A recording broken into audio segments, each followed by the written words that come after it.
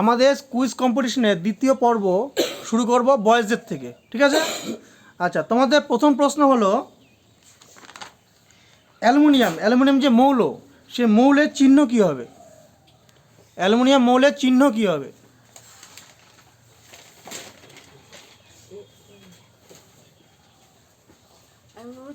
আমি কি বলেছি? কে উত্তর দেবে ঠিক করবে, তারপরে উত্তর দীপাঞ্জন দেবে। অ্যালুমিনিয়ামের চিহ্ন হলো এল। এল সঠিক উত্তর, +2 দেবে। আর খেয়াল রাখবে কটা প্রশ্ন করছি, ঠিক আছে? আচ্ছা, তোমাদের জন্য আমার প্রথম প্রশ্ন হলো জিঙ্ক মৌলের চিহ্ন কি হবে? জিঙ্ক মৌলের চিহ্ন হবে 7। হ্যাঁ, 7N। কি ভুল উত্তর। আচ্ছা, তোমরা কি দিতে পারবে উত্তর? উত্তর শিবা দেবে। উত্তর শিবা দেবে। শিবা ZN সঠিক উত্তর, +1 দাও। এই পড়াশোনা চলছে, ঠিক আছে? এই তো এই পড়াশোনা চলছে। আচ্ছা, তোমাদের অরিজিনাল প্রশ্ন কাদের হবে? তোমাদের হবে, তাই তো?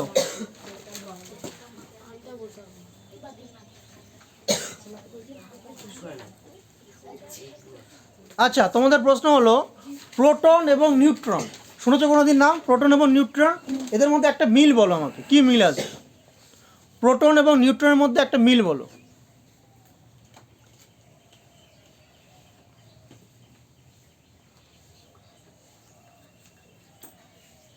উত্তর পীযূষ দেবে। পীযূষ, এটা এগিয়ে এসে বলতে হবে। নিউটনের নিউক্লিয়াসের ভেতরে প্রোটন এবং নিউট্রন অবস্থান করে। প্রোটন এবং নিউট্রন দুভাই নিউক্লিয়াসের ভিতরে অবস্থান করে, হচ্ছে সঠিক উত্তর, +2 দেবে। আচ্ছা, তোমাদের প্রশ্ন বলো প্রোটন এবং নিউট্রনের মধ্যে ওরা একটা মিল বলেছে, তোমরা একটা অমিল বলো। কি অমিল আছে দুজনের মধ্যে? আমি বলবো, আচ্ছা, প্রোটন ধনাত্মক তাড়িৎগ্রস্ত কণা, কিন্তু ধনাত্মক তড়িৎগ্রস্ত কণা। হ্যাঁ, তড়িৎগ্রস্ত কণা, কিন্তু নিউট্রন নিস্তড়িত কণা। সঠিক উত্তর, +2 দেবে। তোমার দেওয়া হলে কিন্তু উত্তর, ঠিক আছে? তুমি দিতে পারবে না, স্নেহ দিতে পারবে না। আচ্ছা, তোমাদের পরের প্রশ্ন হলো নিউক্লিয়াসের চারিদিকে যে কক্ষপথ থাকে, সেই কক্ষপথে কোন কণা থাকে, কোন পরমাণুর কণা থাকে? পরমাণুর যে কণা আছে না, কোন কণাটা থাকে? তানিশা দেবে। হ্যাঁ, না তো কাদের হবে? তোমাদের? ওদের হবে। আচ্ছা আচ্ছা আচ্ছা আচ্ছা আচ্ছা সরি। আচ্ছা, তোমাদের প্রশ্ন হলো নিউক্লিয়াসের চারিদিকে যে কক্ষপথগুলো থাকে, সে কক্ষপথে কোন কণা থাকে? কে দেবে উত্তর? রোহিত দেবে। রোহিত দেবে। রোহিত বলো। ইলেকট্রন। পূর্ণ বাক্যে উত্তর দিতে হবে। নিউক্লিয়াসের চারিদিকে কক্ষপথে ইলেকট্রন থাকে, পূর্ণ বাক্যে। এবার নাম্বার দিয়ে দিচ্ছি, পরের বার দেবো না কিন্তু নাম্বার, ঠিক আছে? আগে আর ফিস করতে হবে না, +2 দাও। ঠিক আছে, পড়াশোনা করছো না বলে এই সমস্যা। আচ্ছা, এবার হলো তোমাদের অরিজিনাল প্রশ্ন, তাই তো? তোমাদের প্রশ্ন বলো একটা পরমাণুর ইলেকট্রন সংখ্যা আছে আমার 18টা, মনে করি 18টা আছে, তাহলে প্রোটন সংখ্যা কটা হতে পারে? ইলেকট্রন সংখ্যা যদি 18টা থাকে, তাহলে প্রোটন সংখ্যা কটা হতে পারে? সবগুলো মুভটা বলে দিচ্ছে, কেন তোমরা পড়াশোনা করে আসেনি? তাহলে প্রোটন সংখ্যা থাকে হচ্ছে কি 18। জোরে বলো। প্রোটন সংখ্যা থাকে হচ্ছে কি 18টি। ইলেকট্রন 18টা হলে প্রোটন কটা হবে? 18টি হবে, সঠিক উত্তর। সবগুলো মুভটা বলে দিচ্ছে কেন উত্তর? তৃষা, কি ব্যাপার? আর ম্যাডাম তো কিছু বলছেন না। ম্যাডাম না উত্তর হলে তোমাদের মাইনাস করে দেবো নাম্বার, ম্যাডাম যদি না উত্তর না বলেন। আর আমি কিছু জানি না, তাহলে পড়াশোনা করাওনি কেন?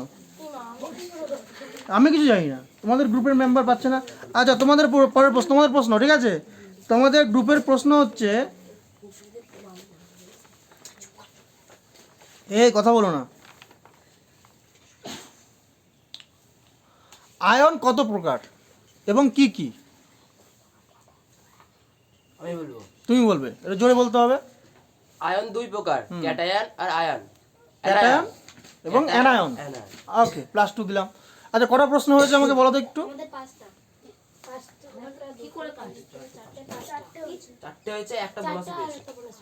মাথা ঠিক আছে তো? আচ্ছা, তোমাদের কটা হয়েছে? দুটো হয়েছে। তাহলে কি করে হয়?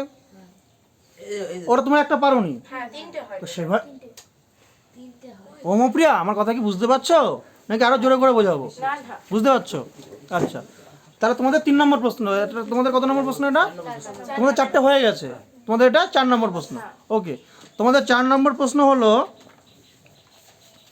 আমরা জানি কিছু কিছু মৌলের যোজ্যতা 1-এর বেশি থাকে, তাই তো? তাদের কি বলে? পরিবর্তনশীল যোজ্যতা বলে।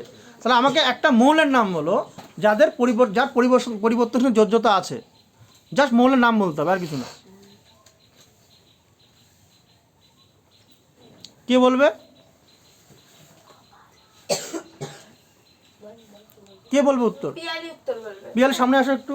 কপার। কপার। তা নিজে নিজে বলতে পারছো না কেন? বলে দিতে কেন? হ্যাঁ, সঠিক উত্তর। তাহলে কটা প্রশ্ন হলো? 4টে প্রশ্ন হলো, তাই তো? আচ্ছা, এই পর্বের আমাদের শেষ প্রশ্ন তোমাদের জন্য। আচ্ছা, ওরা তো বললো একটা পরিবর্তনের যোজ্যতা আছে, একটা মৌলের নাম বললো কি? কপার বললো। তোমরা কি আরেকটা বলতে পারবে?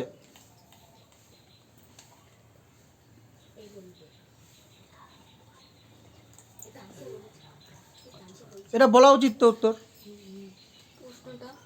প্রশ্নটা হচ্ছে পরিবর্তনশীল যোজ্যতা আছে, ওটাতে উত্তর কি বললো? কপার বললো। আরেকটা উত্তর দিতে হবে। এই, তোমাদের কাছে এসছি এখন আমি, তাহলে কথা বলছো কেন? শিবা দেবে উত্তর। শিবা উত্তর দেবে। তাহলে শিবা একটু সামনে এগিয়ে আসো। সালফার। সালফার। ওকে, সঠিক উত্তর, +2 দেবে। আচ্ছা, এই পর্বের শেষ প্রশ্ন তোমাদের জন্য। তোমাদের জন্য প্রশ্ন হলো,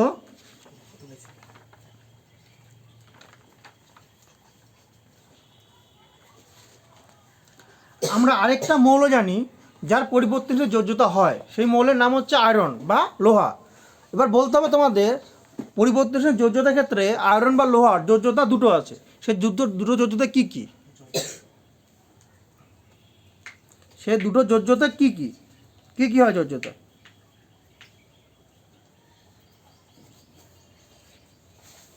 বলতে পারবে? ও বলে দিয়েছে, উত্তর বলতে পারবে না, শুধু এ বাকি আছে।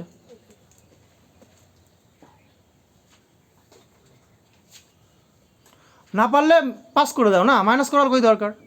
যদি মনে হয় শিওর না, তাহলে পাস করে দাও। ঠিক আছে। পাস। আচ্ছা, তোমরা যদি বলতে পারো তাহলে বোনাস পাবে, তোমাদের মাইনাস হবে না, বোনাসে মাইনাস নেই। কেন এই উত্তর দিতে পারছো না? আয়রনের যোজ্যতা কী কী হয় বলতে পারছো না কেন? আয়রনের যোজ্যতা কী হয়? আর টাইম নেই আমাদের। কী হয় যোজ্যতা? একটা 2 হয় এবং একটা কী হয়? 3 হয়। তাহলে বলতে পারলো না কেন? ওকে, তাহলে আমাদের এই পর্বের কুইজ কম্পিটিশন শেষ। এর পরের পর্বে আমরা কোন চ্যাপ্টার নিয়ে আলোচনা করব? মানুষের খাদ্য। ওকে।